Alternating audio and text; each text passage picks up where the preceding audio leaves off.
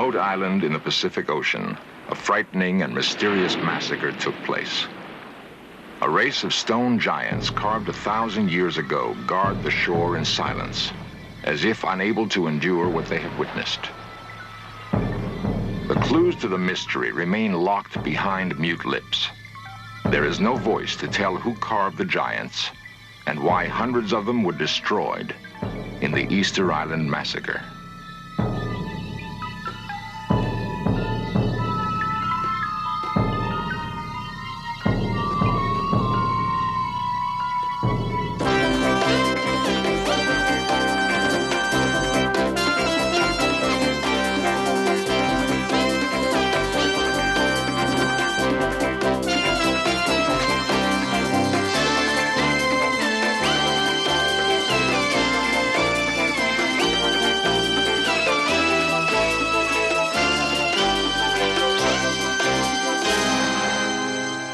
Remains of the Easter Island giants defy mankind to reveal their story.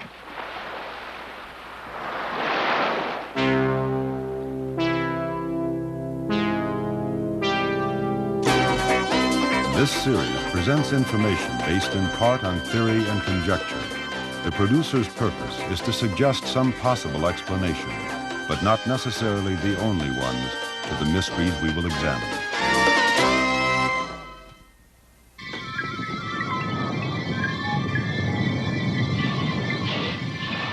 In the beginning of time, legends tell us, land and sea were at war with each other. The crust of the earth exploded in fury and sent molten lava boiling into the sea. The lava cooled and hardened into black rock. Eons ago, an island was born, forged in agony and cursed with a destiny that hangs over it to this day. It is Easter Island, a jagged speck of land on the endless seas halfway between the coast of South America and Tahiti.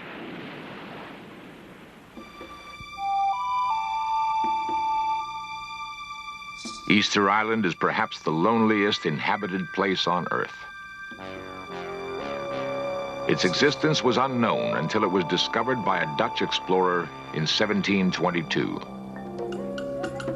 The Dutch ship landed on a warm and balmy Easter Sunday. It was welcomed by a band of natives who swam out to the boat carrying gifts. At one time, the population exceeded 10,000. But since that fateful Easter Sunday, slave raids, civil war, and a smallpox epidemic nearly decimated an entire race. Today, less than 1,000 people live in the only village, Hangaroa. The island is owned by Chile, and the official language is Spanish. But the faces of the people hold no clue to the origin of the first islanders. Over the years, the mix of Polynesian, South American, and European blood has blurred lines of ethnic purity.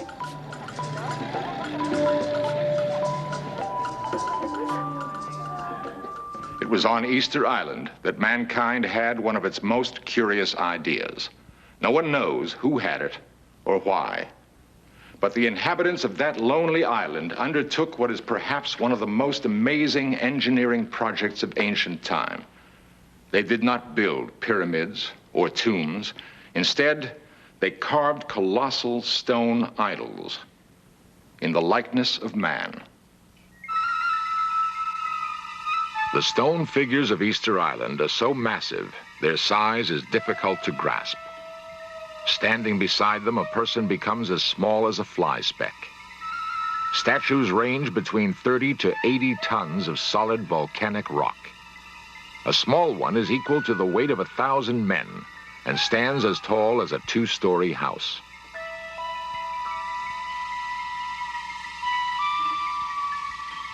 They cover the entire island. Each has a unique character, some morose and brooding, others almost comical.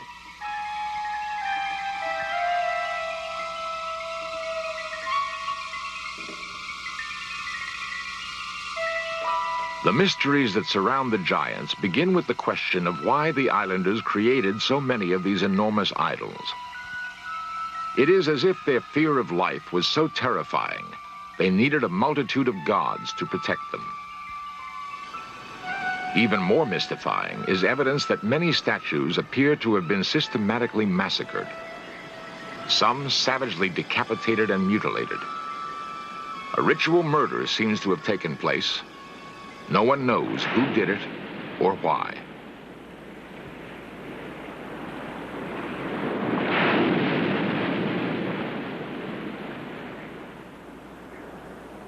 The search for answers begins in the quarry, the crater of an extinct volcano, Rano Raraku, a dark and forbidding womb. There are enough questions here to intrigue an army of scientists and fill a bank of computers. But only a handful of men have pursued the quest. Foremost in the search is Dr. Edmundo Edwards, a Chilean archaeologist who has spent the last 10 years probing the riddle of the statues. 500 years ago, the quarry rang with the blows of hammers and the rhythmic chanting of workers chipping stone.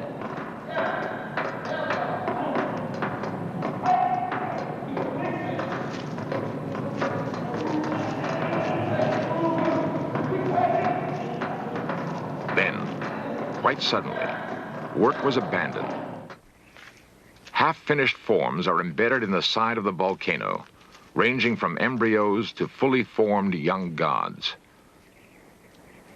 Some are difficult to discern because their contours have merged with the crater.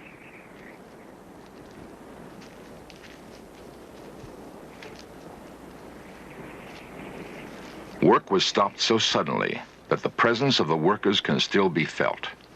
Tools lie in their place, undisturbed for centuries. Crude basalt chisels that were used to carve the expressive faces of the stone gods.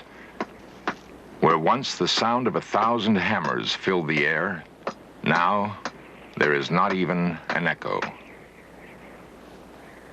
Once finished, all that remained was to sever the umbilical cord. An elaborate pulley system lowered the statues from the mouth of the volcano down the slope. Here, the monoliths were free to begin their lumbering march to the sea. Ancient legend has it that the stone gods were endowed with a supernatural power called mana, a power that enabled them to walk from the volcanic quarry to the sea. There they stopped, each in its place, and turned their backs to the sea so they could cast their mana over the land. The mana emanated through the eyes. The last ritual act of the carvers was to open the stone lids so the mana could escape. At one time, open-air temples lined the coast. Then, all the statues with open eyes were smashed and desecrated.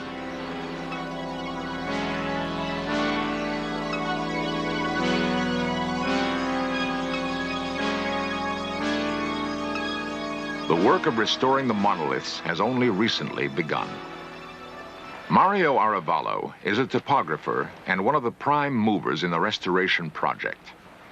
According to the most recent count, there are over 500 battered giants on the island, and many are in the final stages of degeneration.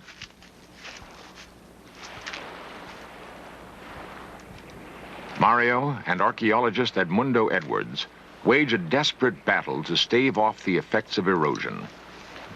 The work involves the painstaking process of plotting the position and alignment of each statue. So far, only 12 have been restored because there isn't enough manpower or machinery to save more. Somehow, the statues were transported across 20 miles of rough terrain to the sea.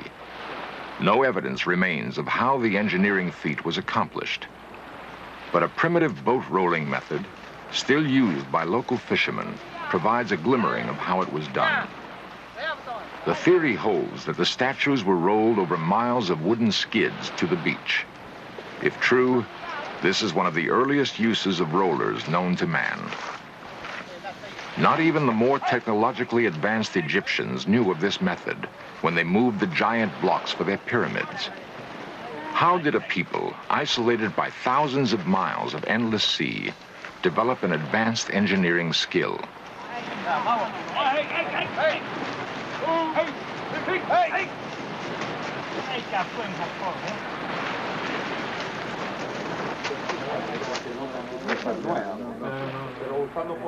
The riddle of how the statues were moved has challenged many men to come up with a concrete solution.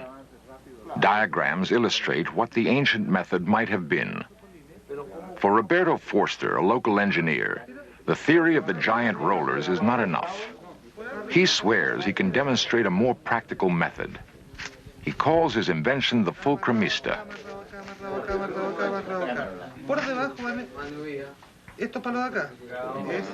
As in the seesaw, the principle of the fulcrum is to exert the greatest possible leverage in the lifting of an object.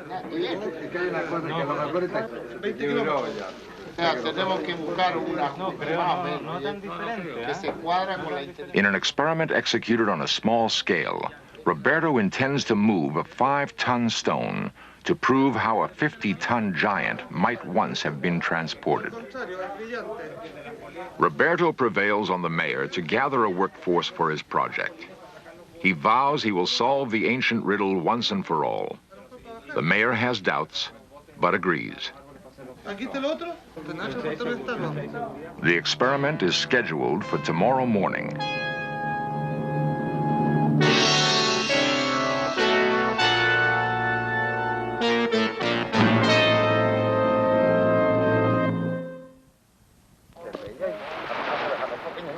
The experiment will be carried out on a small scale. A 5-ton stone replacing the 50-odd tons of a monolith. On the appointed morning, a workforce gathers for the momentous test. Roberto's fulcrumista will either stand or fall. Edmundo, Mario, and even the mayor himself have joined in the effort to put to rest once and for all the question of how the statues were moved.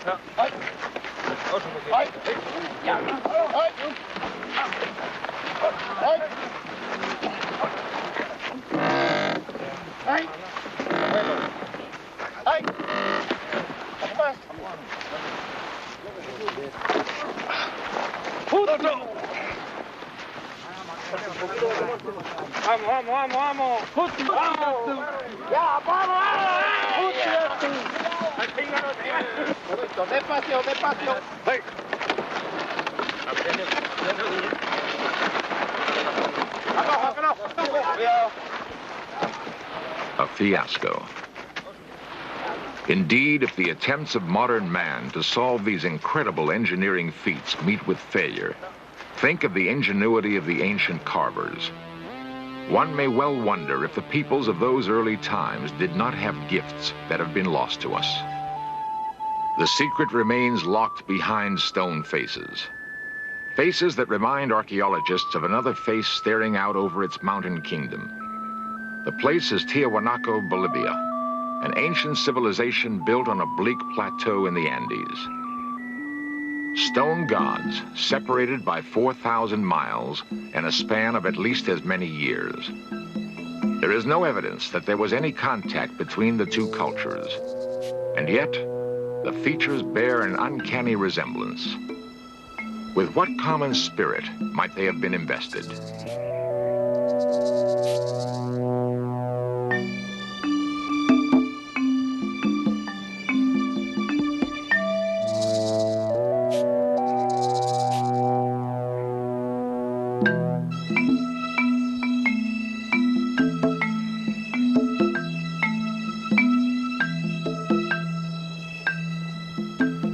Perhaps one of the 7 written tablets found on the island contain the answer.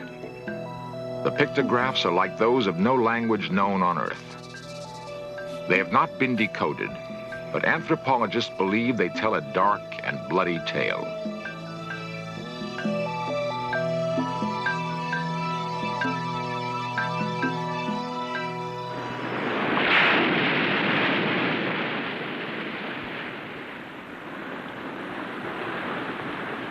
There is evidence that long ago the island was torn by terrible civil strife. with brother pitted against brother. The bones of hundreds of islanders have been found in caves that stretch for miles under the lava crust. What were the natives hiding from? Why were they slain? Edmundo ascribes it to overpopulation and starvation. He speculates that in mass frenzy, the strongest killed the weakest and survived by eating human flesh.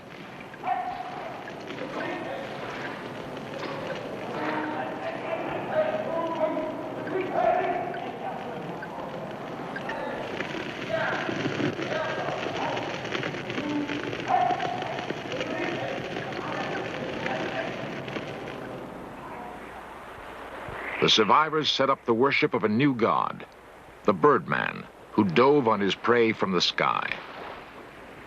Folklore has it that on the first day of spring, the strongest men would swim through shark-endangered waters to the tiny island that lies offshore.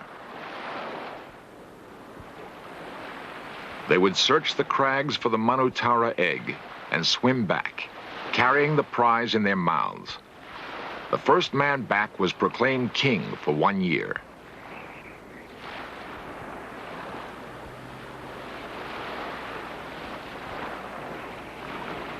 Perhaps the petroglyphs tell the story of the days that preceded the Birdman cult. Archaeologists have labored since the glyphs were first discovered in 1922 to decipher the meaning of the bizarre symbols.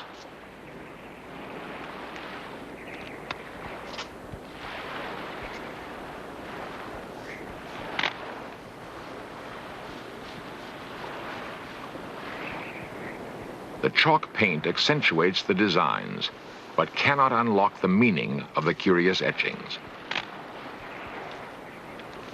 Only a tragic face remains as an emblem of past events. ¿Qué cosa mil? 10, 20, 30. Ya. Hanere. The strongest clues seem to lie in the myths and legends handed down by word of mouth over the centuries. Juanita Wera is a noted linguist who understands many tongues.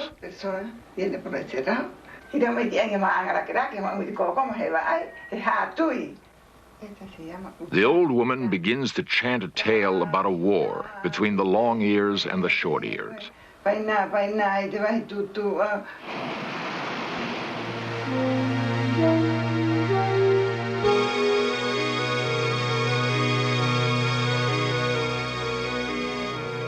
Her story bears the epic ring of heroic battles and great conquests. It sounds like a tale out of ancient Greece, a great saga in which the short ears rose from enslavement and in a battle that rumbled like the quaking of the earth, slew every man, woman, and child who had long ears.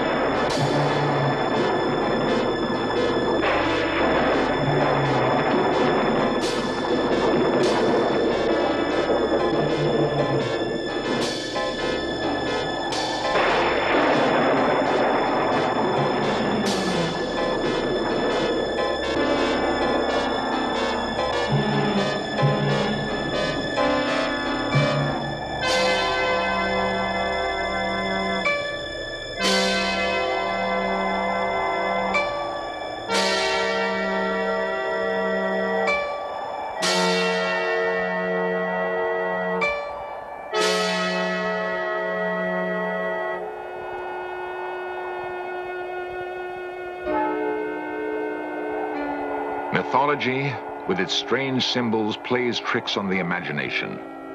But it springs from real events that once occurred.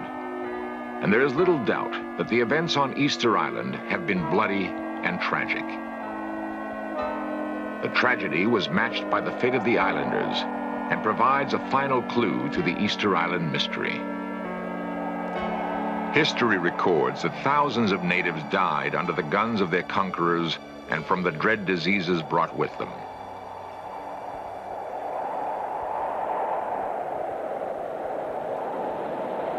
The endless waves, of course, have seen it all. They saw brave people put their hope and faith in mighty gods carved from stone, and they saw the failure of those gods to protect them. It was that failure that may have led to the massacre of the stone giants. On a remote speck of land in the South Seas, a great civilization flourished and died.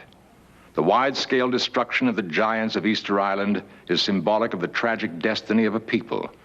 It is also testament to the power of faith. A faith that motivated thousands of men to toil relentlessly on stone monoliths.